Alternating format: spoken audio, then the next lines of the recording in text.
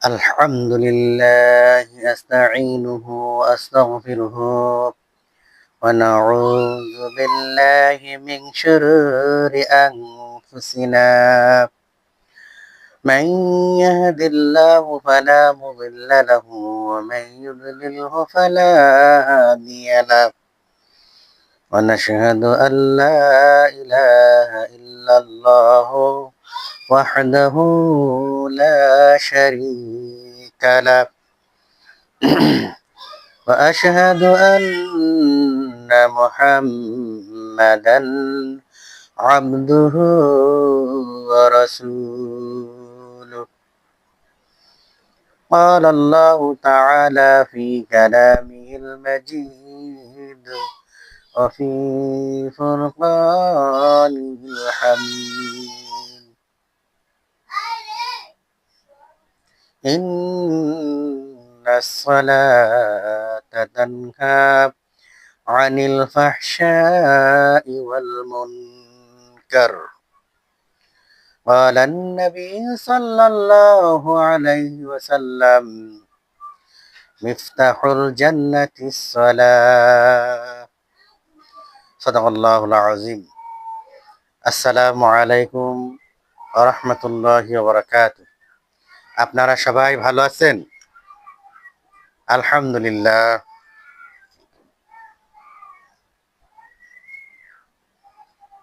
নামাজি নামাজ পড়ো ভাই, রোজাদার রোজা রাখো ভাই, বেনামাজি আল্লাহর কাছে কোনো ক্ষমা নাই।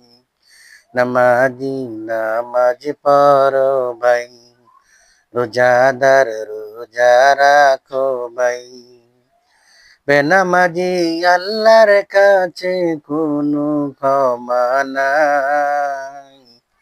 নামাজি নামাজ পড়ো ভাই, রোজাদার রোজা রাখো ভাই।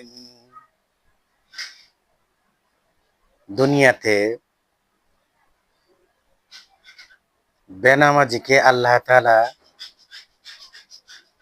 কেমন অপদস্থ করেন, আল্লাহ তাআলা কিছু কিছু নিদর্শন দিয়ে থাকেন।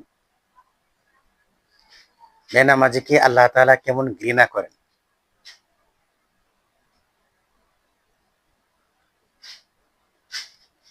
ক্ষেতের মধ্যে যারা হাল চাষ করে, লাঙল দিয়ে হাল চাষ করে, তারপরে হুইটেল দিয়ে গাছ আগাছা পরিষ্কার করে, এরকম ধান যখন জ্বালা যখন বপন করা হয়, রোয়া যখন লাগানো হয় ধান খেতে, তো ধান যখন পেকে আসে, পাকার আগে আগে সেই ক্ষেতের মধ্যে কিন্তু ইঁদুরেরও বসবাস হয়। আর এই ইঁদুরকে সরানোর জন্য কৃষকরা অনেক চেষ্টা করে, চাষিরা অনেক চেষ্টা করে, ঔষধ দেয়, পাহারা দেয়, বিভিন্ন বিভিন্ন রকমের যন্ত্রপাতি লাগায়, যাতে ইঁদুর ধরা পড়ে আর এই ক্ষেত থেকে ইঁদুর চলে যায়।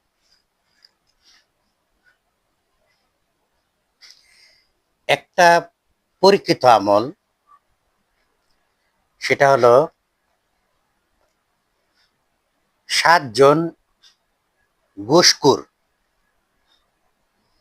7 জন সুদখোর এবং 7 জন বেনামাজির নাম একটা টোকেনের মধ্যে, একটা খাতায় লিখে, একটা টুকরা বানাইয়া, যদি এই নামগুলির লিস্টটা নিয়া কবজের মতো পেঁচাইয়া এটা যদি ক্ষেতের মাঝখানে নিয়ে রাখা হয়, তাহলে ওই কাগজের কারণে এই ক্ষেত থেকে যাদের নাম লিস্ট দেওয়া হলো, এদের নামের দুর্গন্ধের কারণে ওই ক্ষেত থেকে ইঁদুর পর্যন্ত পলায় যায়। তাহলে ইঁদুর একটা ছোট প্রাণী, অথচ সেই প্রাণীটাও বেনামাজি সুদগুর ঘুষখোরকে ঘৃণা করে, তার নামকে ঘৃণা করে তারা ওই ধান ক্ষেত থেকে পালায়া যায়। তাহলে কত নিকৃষ্ট হলো বেনামাজি। আমার বন্ধুরা,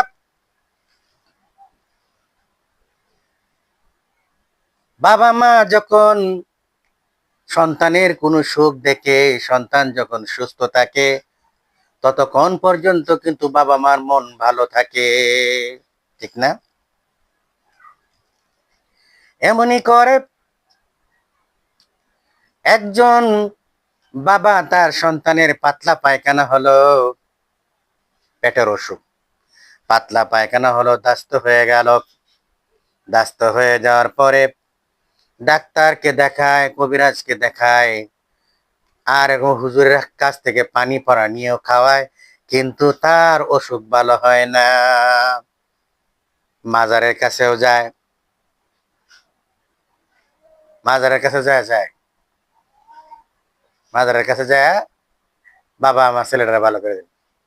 মাজারওয়ালা বাবা কি অসুখ ভালো করার ক্ষমতা আছে? নাই।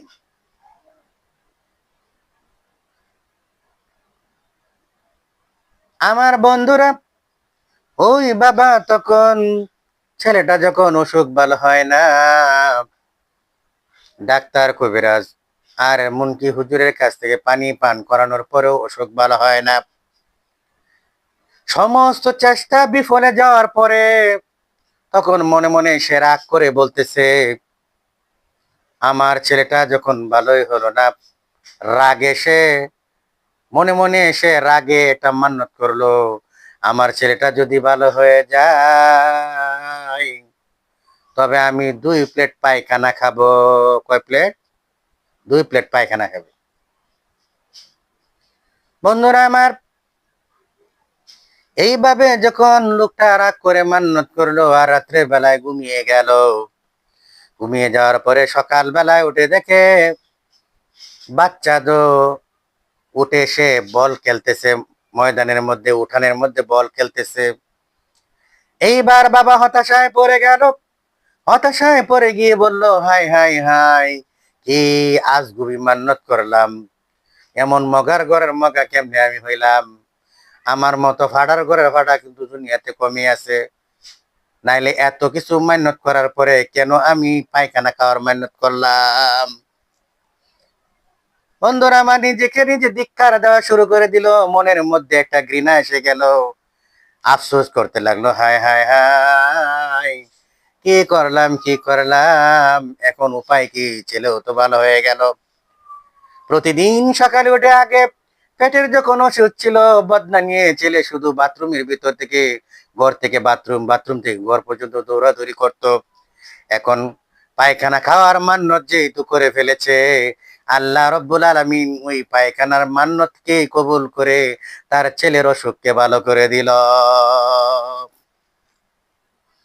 আমার বন্ধুরা, ছেলেটা যখন ভালো হয়ে গেল, পিতা তখন অসহায় হয়ে গেল, আর চিন্তা করতে লাগলো কি করা যায়, কি করা যায়।